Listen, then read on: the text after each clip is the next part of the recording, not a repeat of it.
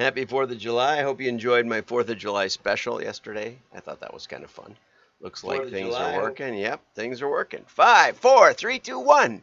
I'm John Miglosh for the Wisconsin DMA and the International Society for Strategic Marketing. Well, first we'll have some fun as usual.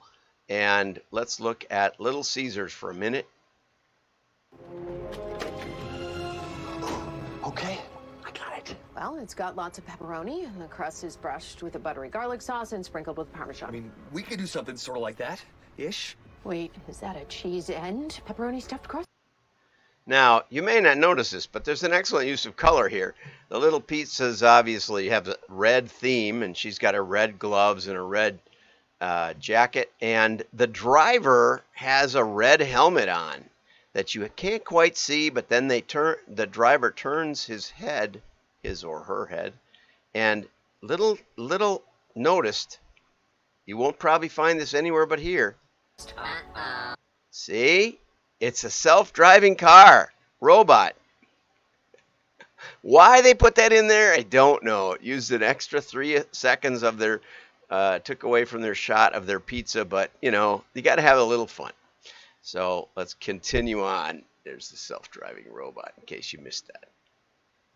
Little Caesars! The pepperoni ambush! No, no, no, no, no, no! No! Little Caesars! We're not Big Pizza, we're Little Caesars. The new pepperoni stuff. Okay, now what they're advertising is that this crust has the cheese going into the crust, stuffed crust, and it has a little pepperoni stuck in there too. So it has cheese and pepperoni inside the crust. You won't probably get this in Italy. I went to Italy, and their pizza has like one piece of sausage and maybe one bay leaf on it. Maybe 3. I'm not a fan of Italian food in Italy, but I'm a big fan of Italian food in Chicago. Don't ask me why. My wife thinks I'm completely nuts. I'm not advocating this. I'm just telling you how it is. Crust just $10. Okay, enough of that. Let's get over to something else here. Okay, and here's a mailer that got a lot of attention. This guy, Dennis Kucinich, sounds like, was called the boy mayor in the 70s when he got elected. He doesn't look like the boy mayor anymore, does he? And then he got elected to Congress, and, you know, he was well on his way, and then they redistricted it, and he lost out, and I don't know what he's been doing since. Anyway, but he did a mailer, and it's kind of dramatic. Let's just go right to the mailer. Here's somebody's laid this on the table and took a picture of it, so apologize for the exposure. You don't put your flash on. The flash washed it out. But anyway, here's the destination Cleveland. They have like an association for promoting Cleveland, and their logo is seen here, which is a sign. There's 6 signs around Cleveland as you come into Cleveland. And so they took the sign and they added bullet holes. I doubt these are real bullet holes. They're probably just, artistically added. And then like dripping blood in the corner. That's one side of the postcard. Wow. And the other side is about 39 shootings in a recent weekend. Chicago tops that this weekend. Anyway, they're not worried about it, I don't think. Anyway, so Dennis is saying that safety is important. Other people are saying this is way over the top and divisive. I don't know why it's divisive, because some people in Cleveland shoot people in Cleveland. I don't know. And if it was out in the country, we'd practice, sighting our deer rifles on the deer crossing signs. I never did it, but you do see it around. Okay, so Dennis says it's one thing to look at social media, but I'm doing a mailer. No, he didn't say that, but I think he should have. But the reality is more shocking than the mailer, and I think that's a pretty good line. Anyway, good luck, Dennis, boy mayor, whatever. I don't know if I agree with him or don't agree with him, but one thing is true, that one thing is clear is that that one party is mainly in charge of the cities in America. And I think it's ironic that they claim to have the fix for it all when they've been in control for 60 years. 5 bad behaviors that are wrecking your business. And I think that's true. I don't think this is true. Happy customers equal revenue. No, monopolies equal revenue. The way you get a lot of revenue is you have no competition and you buy everybody up when they come in to challenge you. Like Facebook and Google do. Use that revenue to buy up the competition as soon as you spot something that looks suspicious. And that's how you get it, so that nobody can complain to anybody. That's the key. But given that most of us don't have a monopoly position, the task of delighting customers is more challenging. And I think, really, again, if you go over to wdma.org and you want to see what this article is really about, it's from Adobe Magazine, and there's some good and some bad in it. But you can see the whole article if you subscribe to WDMA. I post the show notes every day in the member only section, and you can subscribe for free. Okay, so delighting customers grows more challenging. Again, is it important to delight customers? You know what? Probably not. You probably can't delight all customers. You can treat customers fairly, and I think that's a more rational goal, right? Fair treatment and good service. In other words, I would rather have a company that sold stuff, good stuff for a reasonable price and shipped it relatively quickly compared to competition, and if there was a problem, took care of it. Okay, I think that's more rational than trying to delight. I mean, delighting customers, what does that mean? Leave your doors open at night and let the looters come in. Will that delight customers? Well, it'll delight somebody, but I had a customer guarantee. It was an unconditional guarantee. And my customer service people came to me and said, we got to change that guarantee. I said, why? And they said, because some people, we had an imprinted merchandise business. People are spelling their own company name wrong and then coming back and demanding their money back. That's not our fault. Everything's fine with what we did. And they approved it, beforehand. So we did. We changed it, and we said that the imprint is your responsibility, and you need to make sure we get it right. And we could have gone further on that, I think. So anyway, if you're going to have a loyalty program, have one. I so often I go to the hardware store, and the loyalty program is connected to the computer, and I say, can I have this $5 off even though it ended yesterday? No, there's nothing I can do. It's in the computer. Well, that's kind of it would be really impressive if somebody said, oh yeah, sure, we got this extra code that we can give you, the oops code. Dunk. Give them a couple of oops codes, especially if it's somebody you recognize. I mean, I know all those checkout girls at the hardware store.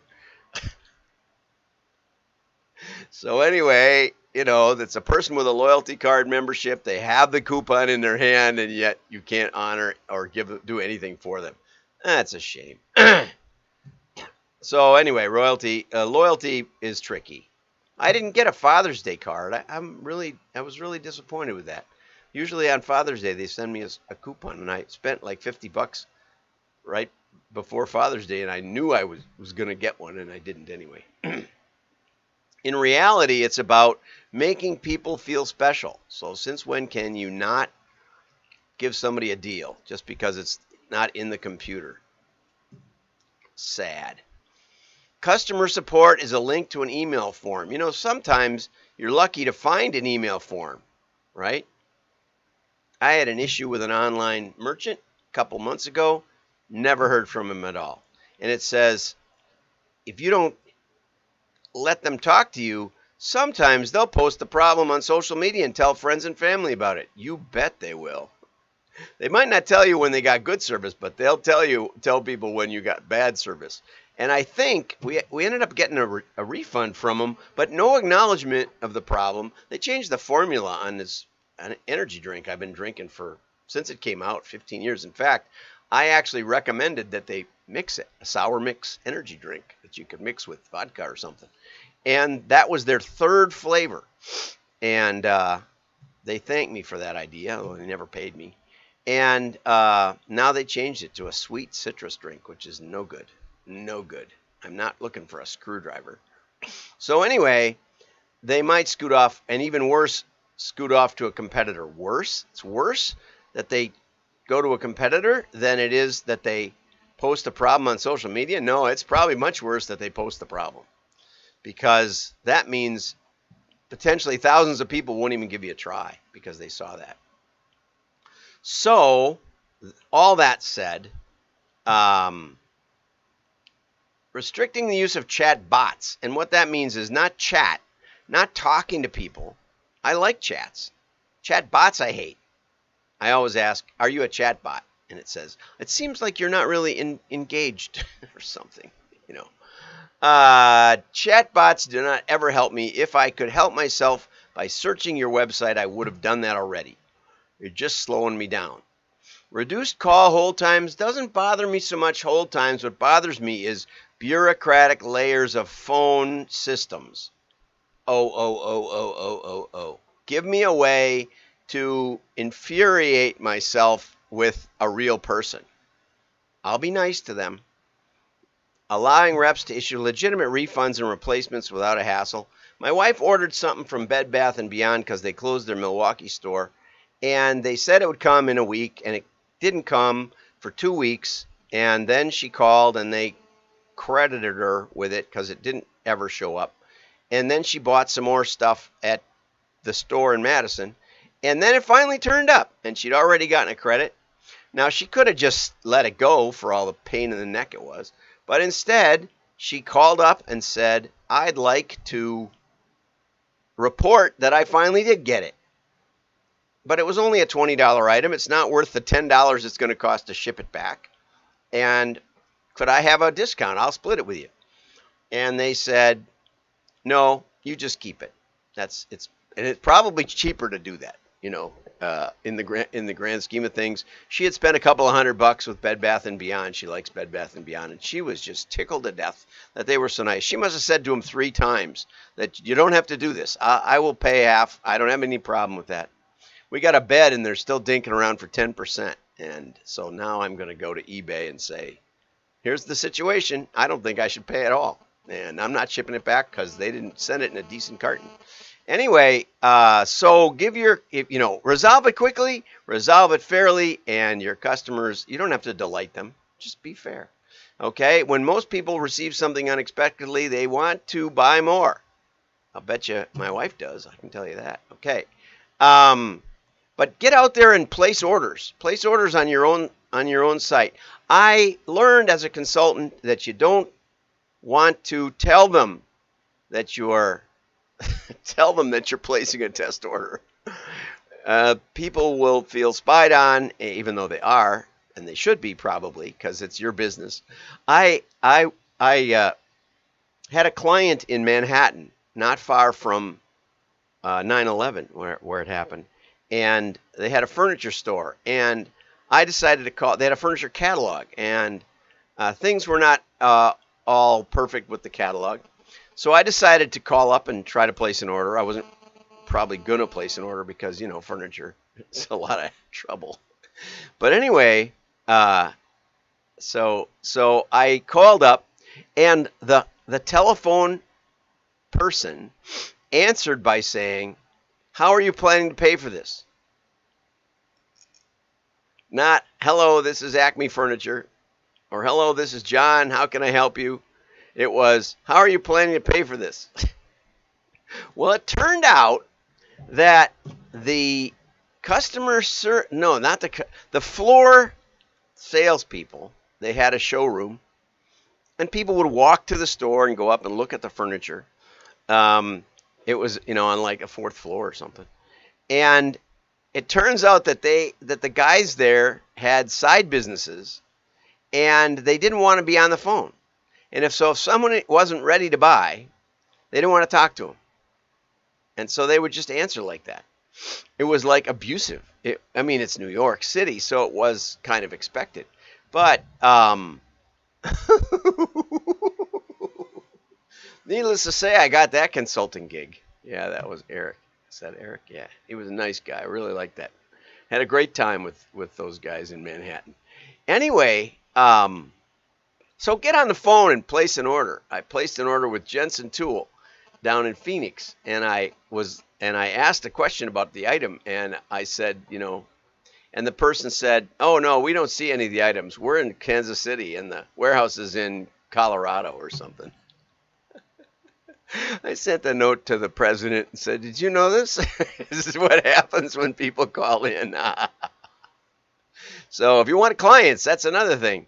In the next article, which I'm going to skip and do tomorrow, I will mention some other options to fix this. Okay, here's another one that you have to be a little careful with. This is, at least it doesn't have its own category, but they stick in this idea that if you support Colin Kaepernick, they even mention him, and Black Lives Matter, or equal voting rights, which exist, everybody should support that. What I don't like is if my vote gets diluted by a bunch of fake ballots. But Colin Kaepernick, that's just my own opinion. We'll see. Anyway, only 28% of consumers said that they were willing to pay a premium for that if you support some cause. How many are not willing to pay a premium for that? That's not even a third. It's only about a quarter. And so if you make a big stink about it, about whatever you think the most important social cause is, you're highly likely, because of the bell curve, there's a few outliers there way out in the end that care deeply about whatever it is. And it could be anything. It could be the opposite. It could be plants' rights. I'm a plants' rights advocate. That's why I hunt deer, to protect my wife's shrubbery. So anyway, if you're a plants' rights, you believe deeply in plants' rights, and you may not, and you may want to protect the plants from feisty animals, then somebody else is going to be an animal rights advocate, right? Or a fasting advocate or something. I don't know what. Anyway, so I don't know, if somebody gave me some Nike apparel, I might just put it in the can, because I'm just tired of it. Sports, be all you can be, just do it. All those are great mottos. There are great sports heroes, and there are great sports stories. And Colin Kaepernick was 2-16 his last 18 games, his last 2 seasons. Did you hear me? 2-16, and he complains that he was unjustly treated because of race.